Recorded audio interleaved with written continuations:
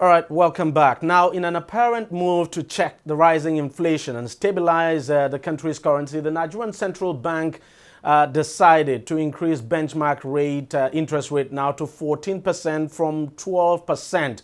But in what is obviously a balancing act, the Apex Bank left the cash reserve ratio at 22.5% and liquidity ratio at 30%. Central Bank Governor Godwin Emefiele says the recent inflationary trend in the country is more of a structural issue than a monetary one, adding that Nigeria's growth must be backed by fiscal policy. Let's take a listen now to the CBN governor explaining why the MPC decided to increase monetary policy rate. You will also notice that we took a lot of time to deliberate on whether to favor growth as against inflation. We felt that there was a need, in line with central bank's core mandate, to look at price stability at the time.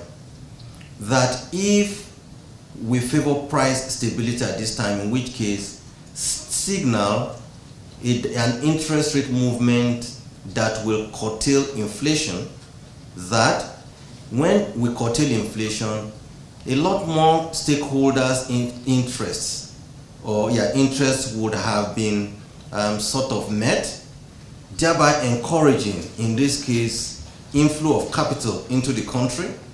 And as you have more inflow of foreign exchange into the country, what that does is that it deepens the FX supply base, and by deepening the FX supply base, it makes it easy, it makes foreign exchange available to end users, particularly to the manufacturing sectors who require raw materials to boost manufacturing and industrial capacity. And we're also hoping that when this is achieved, what you find is that naturally prices will be affected downwards. When you have a situation where foreign exchange is also made available to those who want to import agricultural inputs, in insecticides or agricultural plants, it helps to boost the agricultural productivity, and this also helps to moderate the effect on prices downwards. So what this does is it generally create activity that will boost not just manufacturing and agricultural output, but will indirectly now begin to push growth forward.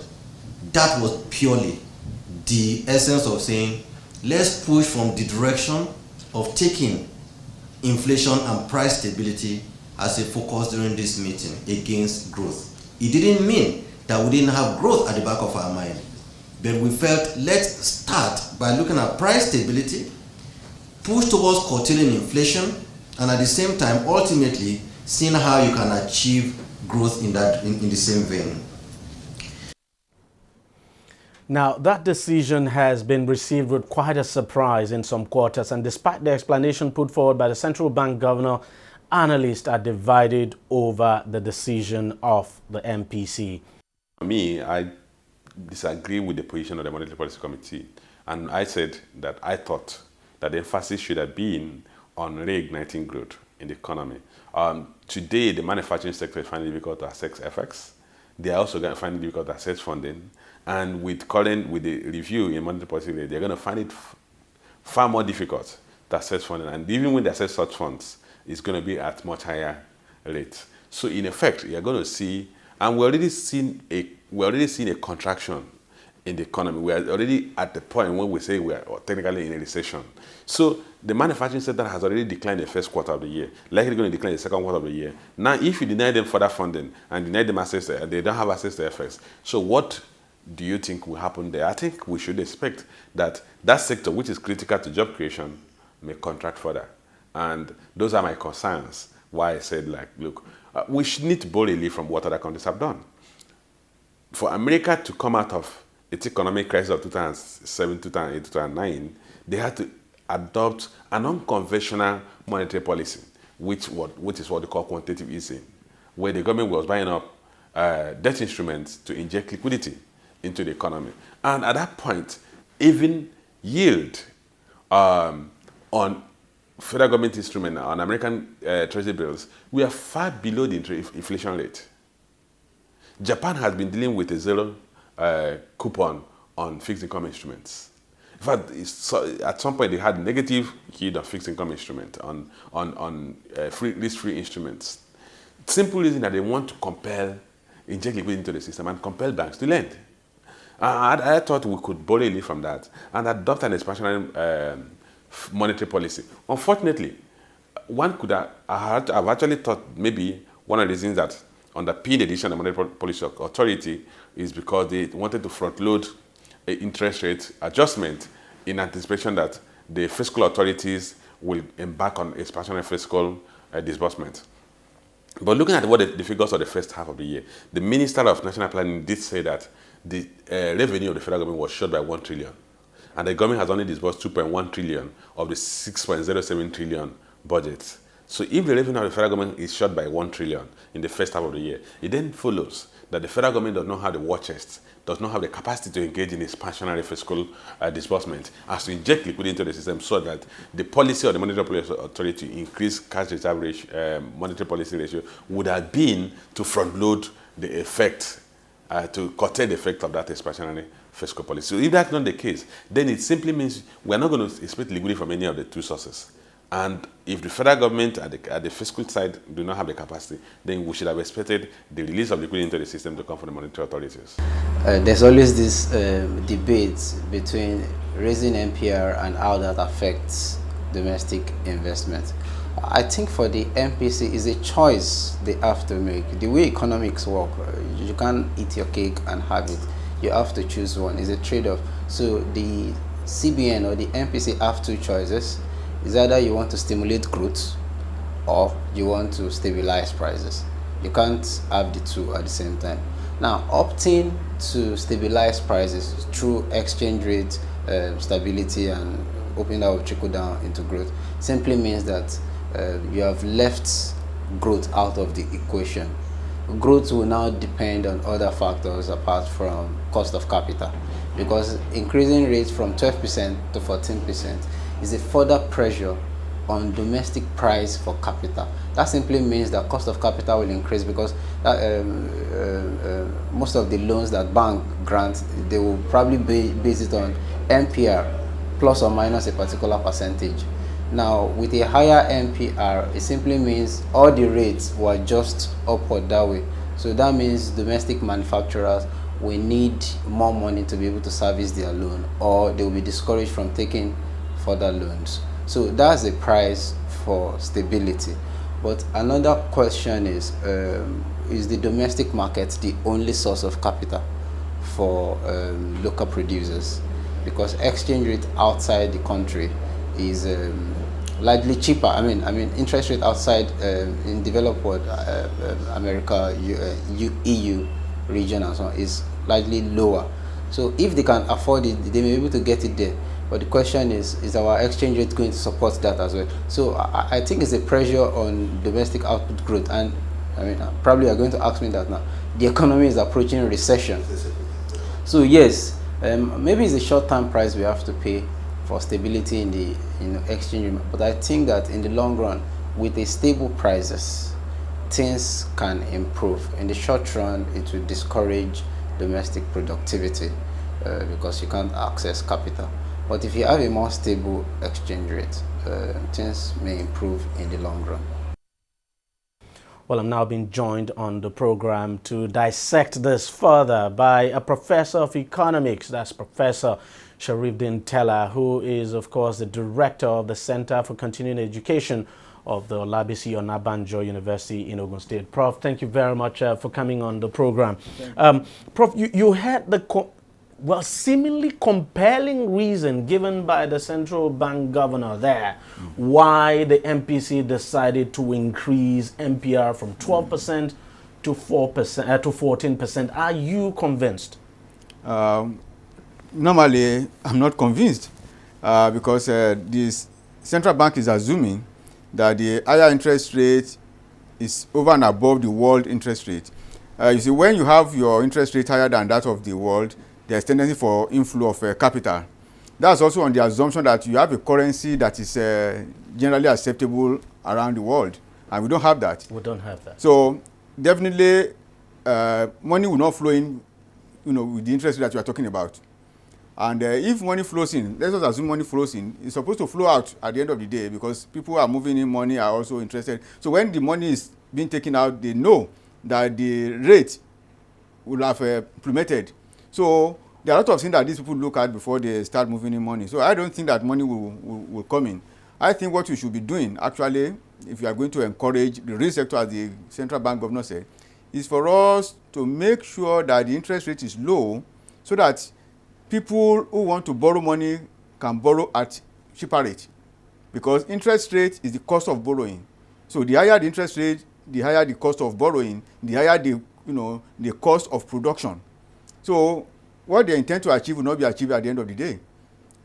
So I believe that it's not right at this point in time to say you want to increase. Even if you want to increase interest rate because you want people to save, it's only when the money is there that they will save. And of course, because there's lack of liquidity in the system. There's no money, so you cannot mobilize money that is not there.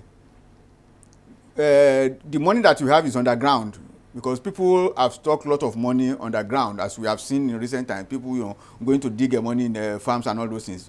That money is still there, and that money is what is being used to finance speculative attack on the naira. Because those people who have that money, they know that they need more foreign currency as store value than the naira itself. So in that sense, they are not looking at they are not looking at the naira they keep. They are looking at how they can use the naira to buy foreign currency and keep, and that is what is putting pressure on the.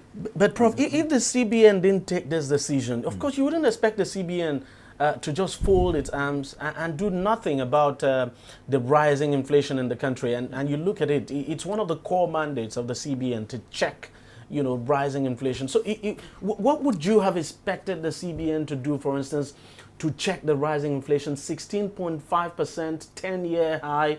And what we're being told now is that if something is not done, we could be looking at 20%. Yeah, I agree with the central bank that the problem is structural. When you say it is structural, it seems that it has to do with production. So to encourage production, you must encourage investment. And to encourage investment, interest rate must come down. So that is what they should be doing. Bring down the interest rate, encourage the investors to come and borrow money and be able to produce at cheaper rate. Because they have two high costs now. The exchange rate has depreciated. So that's a first high cost because we import most of our raw materials. Mm-hmm. The second thing, that you have also increased the cost of borrowing with the interest rate. So what the central bank will have done is to actually reduce the interest rate, allow the interest rate to go down, so that at least we will have been able to ease the pressure on one side. And then when we are now talking of domestic production, people will be encouraged to borrow money. Don't you think that if, for instance, if the CBN was able to stabilize the forex market and that the naira appreciates, that we could see, that stability now in the foreign exchange could affect price stability as well, and definitely force the inflation figure to come down? No, as I said, they are expecting the interest rate is expected to allow people to bring in money. They are not going to bring in money. That is, there won't be inflow because of that. Of course. I mean, the increase of course. So why are you so sure that we're not going to get inflows? Like I said, our currency is not tradable. I'm talking about especially foreign inflows now. Yeah, our currency is not tradable. That is, it's not something that is accepted. You still have to go through the third currency, which is a key currency like dollar, like pound, and all that, before you can exchange. So it's not as if our money is accepted generally, and so because of that, it becomes difficult to actually predict the movement of that currency. So like I said, the way to stabilize the exchange rate actually is to find a way of reducing imports. And the way to reduce imports for you to encourage domestic production. Find a way of reducing speculative attack on naira. And I've always said that the best way to reduce that speculation now, people are keeping a lot of foreign currency and naira in somewhere. Why don't you change the color of naira, the higher denomination? Okay. 1,500. If you change the color, those who have stacked it at home, it becomes useless.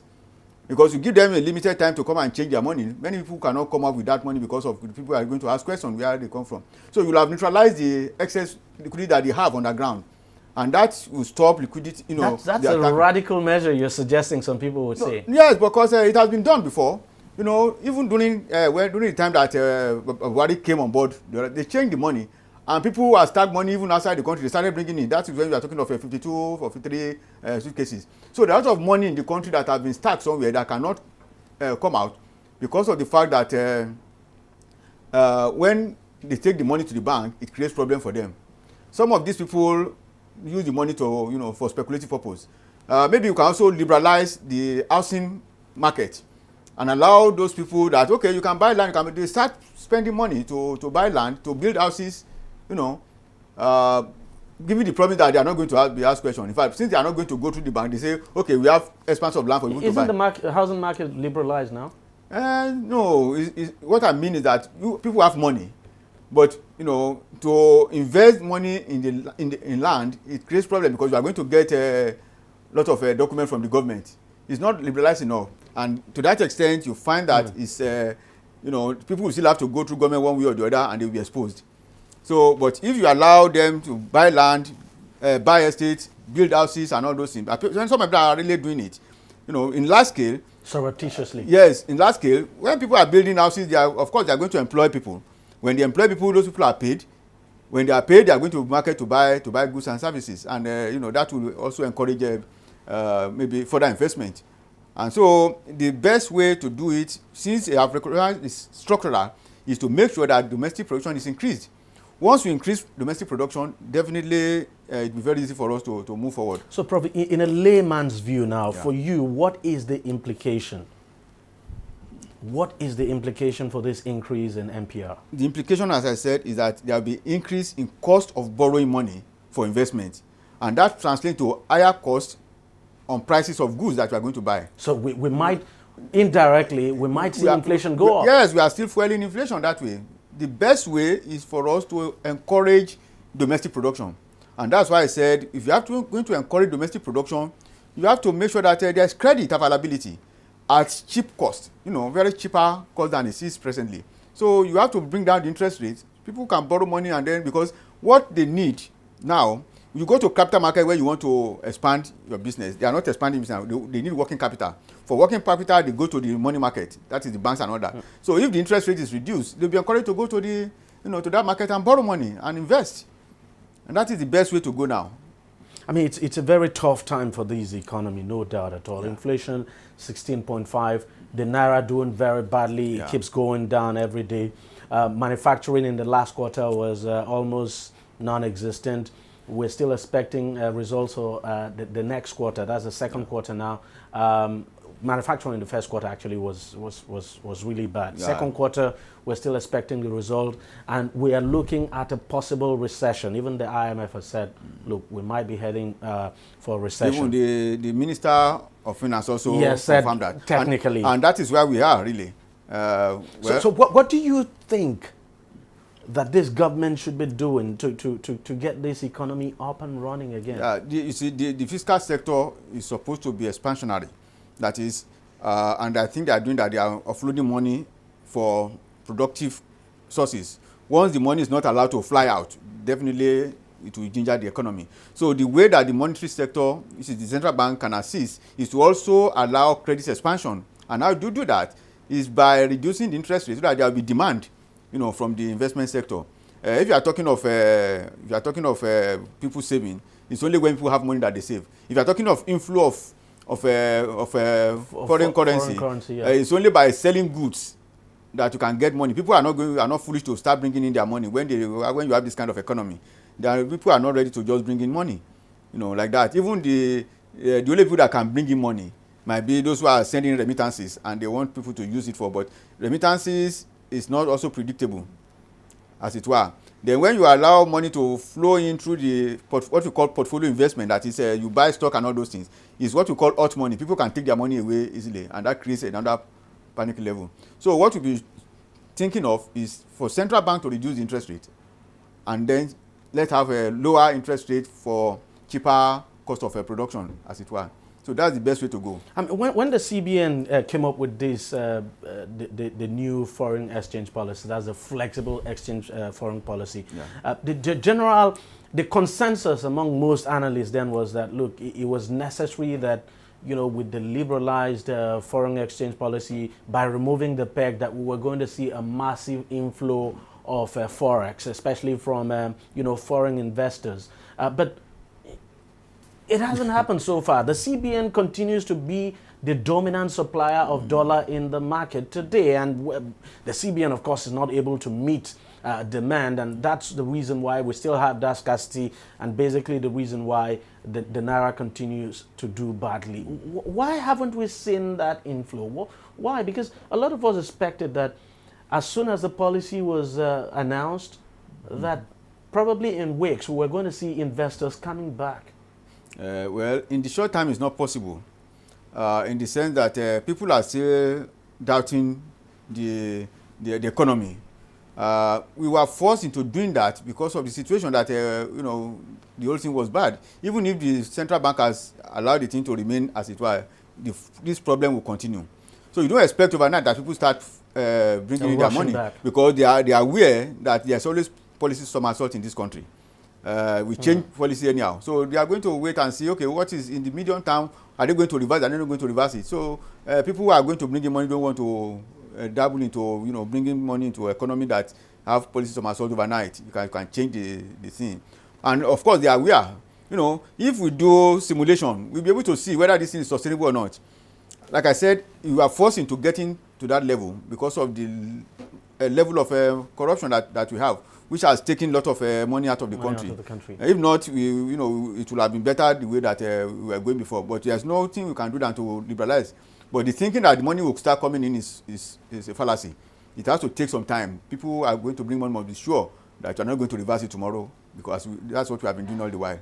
When you take a look at the crystal ball now, are you optimistic that this economy will rebound possibly by the end of the year? It will, if we increase domestic production, as I've always said. By the end of the year, if we are, because this is what I can call buying and selling economy.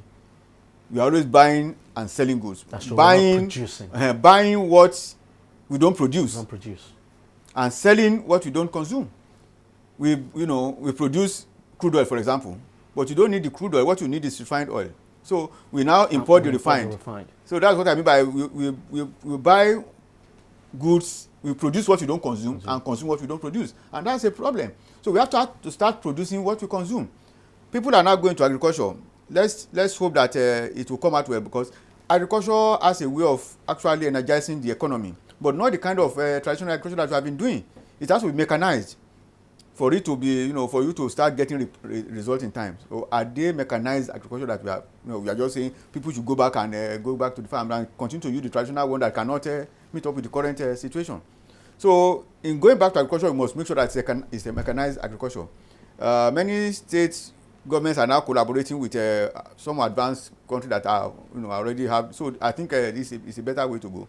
If we are in the half of the year, by the end of the year, if we have increased domestic production, we are buying less of importing food, I think that the economy will start moving forward. Recently, we saw something we hadn't seen in a very long while. The FAC held a meeting, and then the minister announced that 70%, because we saw a quantum leap now in the revenue available for sharing among the various states and the federal government, and you know, quite 500 and something billion. And we were told that 70% of that money actually came from non-oil sources. Could that be a sign that we might gradually be turning the corner and shifting our focus now to non-oil sources other than the oil sector? Well, the non-oil sector that we are talking about as various sectors, segments, are we talking of money coming through the border, that is from the custom? Are we talking of quite significantly? We were told a lot came from customs, taxes. So if that is the case, it simply means that it's still about a buying and selling thing. It's still about buying and selling. Is it coming from tax? If it's coming from tax, maybe there's efficiency in tax collection. Yes, exactly. But those are not the things that we should be looking at. If you are talking of non-oil sector, is it from agriculture? Is it from manufacturing? Those are the things we should be looking at. So the composition of the non-oil sector must be very clear to us before we can say that yes, we are around the corner. So if it is from the agriculture, from manufacturing sector, then we know that we have. But if it is mainly from custom, it's still the same buying and selling that we are talking about. If it is still from taxes, it means that maybe there's some level of employment or there's efficiency in collection of taxes. So which may not mean that there is increase in employment as it was. So the composition is very important. They have to tell us the composition.